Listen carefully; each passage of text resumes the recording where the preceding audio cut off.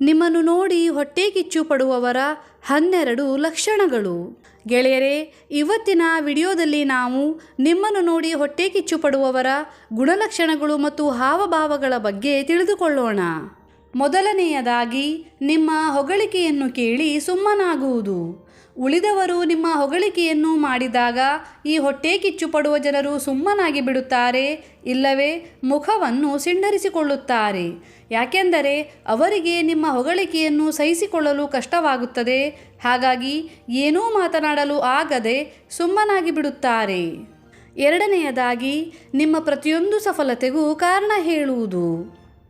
ನೀವು ಕಷ್ಟಪಟ್ಟು ಏನನ್ನಾದರೂ ಸಾಧಿಸಿದರೆ ಅಥವಾ ವಸ್ತುವನ್ನು ಖರೀದಿಸಿದರೆ ಅದು ಅವರ ನಸೀಬು, ಇನ್ನೇನಿಲ್ಲ ಅನ್ನುತ್ತಾರೆ.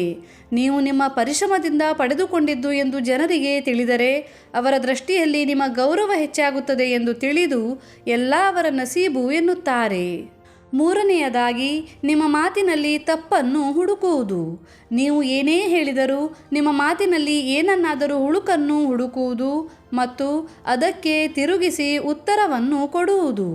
ನೀವು ಸರಿಯಾದುದನ್ನೇ ಹೇಳಿದರೂ ನಿಮ್ಮ ಮಾತು ತಪ್ಪು ಎಂಬಂತೆ ಬಿಂಬಿಸುತ್ತಾರೆ ಮತ್ತು ಅದನ್ನು ತಿರುಚಿ ಮರುಚಿ ತಪ್ಪಾಗಿ ಹೇಳುತ್ತಾರೆ ಅಥವಾ ನಿಮ್ಮ ಹೇಳಿಕೆಯೇ ತಪ್ಪು ಎನ್ನುವ ರೀತಿಯಲ್ಲಿ ಉತ್ತರವನ್ನು ಕೊಡುತ್ತಾರೆ.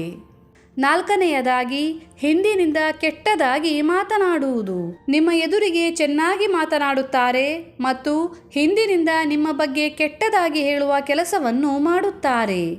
ಇವರಿಗೆ ನಿಮ್ಮ ಬಗ್ಗೆ ಎಷ್ಟು ಹೊಟ್ಟೆ ಕಿಚ್ಚು ಇರುತ್ತದೆ ಅಂದರೆ ಮುಂದಿನಿಂದಷ್ಟೇ ಚೆನ್ನಾಗಿ ಮಾತನಾಡುತ್ತಾರೆ, ಆದರೆ ಹಿಂದಿನಿಂದ ನಿಮ್ಮ ಬಗ್ಗೆಯೇ ಕೆಟ್ಟದ್ದನ್ನು ಹೇಳಿ ಜನರ ದೃಷ್ಟಿಯಲ್ಲಿ ನೀವು ಕೆಟ್ಟವರಾಗುವಂತೆ ಮಾಡುತ್ತಾರೆ.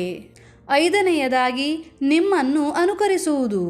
ನಿಮ್ಮ ಉಡುಗೆ ತೊಡುಗೆ, ಮಾತನಾಡುವ ರೀತಿ ಎಲ್ಲವನ್ನೂ ಕಾಪಿ ಮಾಡುತ್ತಾರೆ, ಆದರೆ ಒಳಗೊಳಗೆ ಉರಿದುಕೊಳ್ಳುತ್ತಿರುತ್ತಾರೆ. ಅವರಿಗೆ ನೀವು ಇರುವ ರೀತಿ, ನಿಮ್ಮ ಜೀವನ ಶೈಲಿ ಎಲ್ಲವೂ ಇಷ್ಟವಾಗುತ್ತದೆ, ಆದರೆ ಹೇಳಿಕೊಳ್ಳುವುದಿಲ್ಲ. ಯಾಕೆಂದರೆ ಅವರು ಹೊಟ್ಟೆ ಕಿಚ್ಚಿನಿಂದ ತುಂಬಿಕೊಂಡಿರುತ್ತಾರೆ. ಆರನೆಯದಾಗಿ, ನಿಮ್ಮ ಅನುಪಸ್ಥಿತಿಯಲ್ಲಿ ನಗುವುದು.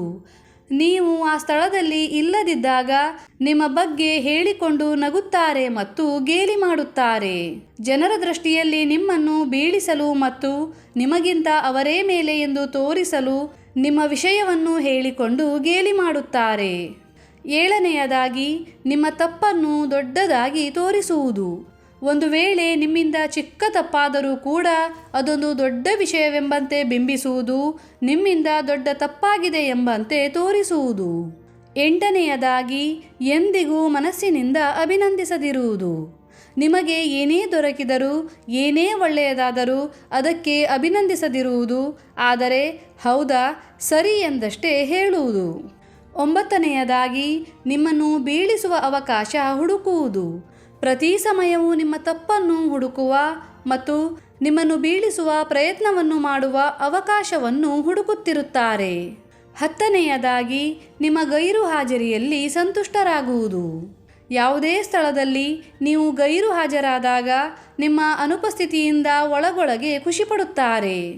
11ನೆಯದಾಗಿ, ಇತರರೊಂದಿಗೆ ತುಲನೆಯನ್ನು ಮಾಡಿ ನಿಮ್ಮನ್ನು ಕೀಳಾಗಿ ತೋರಿಸುವುದು. ಇಂತಹ ಜನರು ಪದೇ ಪದೇ ಇತರರೊಂದಿಗೆ ತುಲನೆಯನ್ನು ಮಾಡುತ್ತಾರೆ, ನಿಮ್ಮ ಹೋಲಿಕೆಯನ್ನು ಮಾಡುತ್ತಾರೆ ಮತ್ತು ಇತರರಿಗಿಂತ ನೀವು ಕೆಳಮಟ್ಟದಲ್ಲಿದ್ದೀರಿ ಅಥವಾ ನಿಮಗಿಂತ ಇತರರು ಉತ್ತಮ ಎಂಬುದನ್ನು ಸಾರಲು ಪ್ರಯತ್ನಿಸುತ್ತಾರೆ. ಇನ್ನು ಕೊನೆಯದಾಗಿ, ಎದುರಿನಿಂದ ಗೆಳೆತನ, ಹಿಂದಿನಿಂದ ವೈರತ್ವ.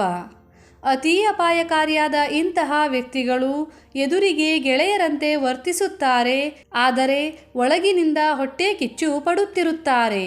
ಗೆಳೆಯರೇ, ಈ ಮೇಲಿನ ಮಾಹಿತಿಗಳು ನಿಮಗೆ ಇಷ್ಟವಾದಲ್ಲಿ ಈ ವಿಡಿಯೋಗೆ ಒಂದು ಲೈಕ್ ಕೊಡಿ ಮತ್ತು ಚಾನಲನ್ನು ಸಬ್ಸ್ಕ್ರೈಬ್ ಮಾಡಿ. ಧನ್ಯವಾದಗಳು.